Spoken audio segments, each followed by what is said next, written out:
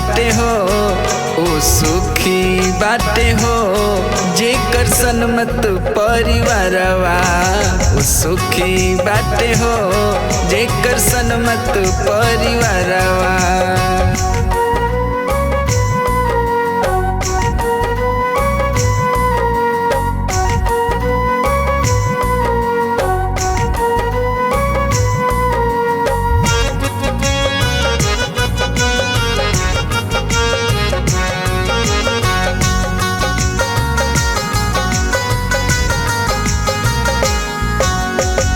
बेटा यज्ञकारी नारी होके चरित्रवान हो पवले सावित्री के जैसे सत्यवान हो।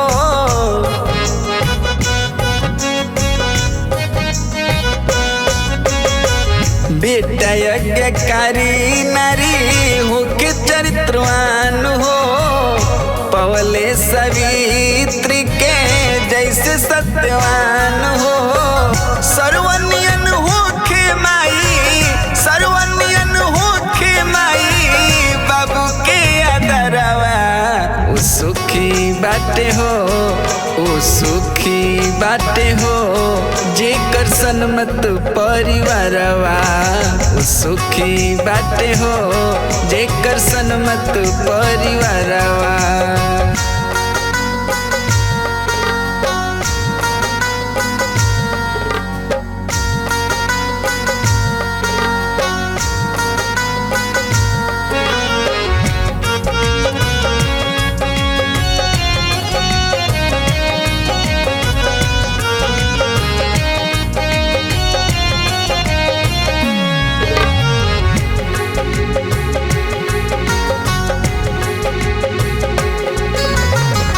भरत लेखा भाई जेकर होके स्वाभिमानी फर्ज के निभौले जैसे हरिचंद्र दानी।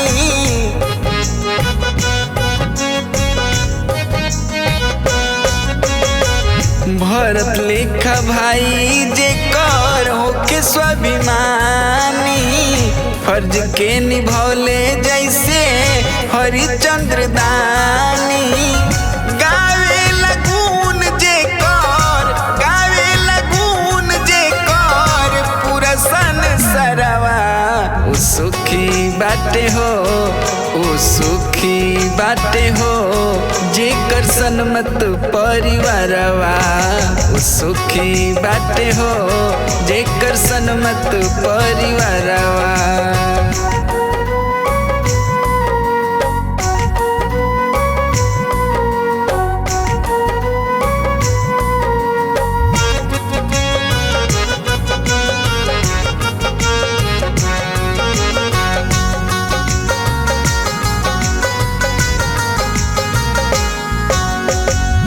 कर्म धर्म सत्य होके व्यवहारवा पूजा पाठ स्वच्छ जेकर होके विचारवा।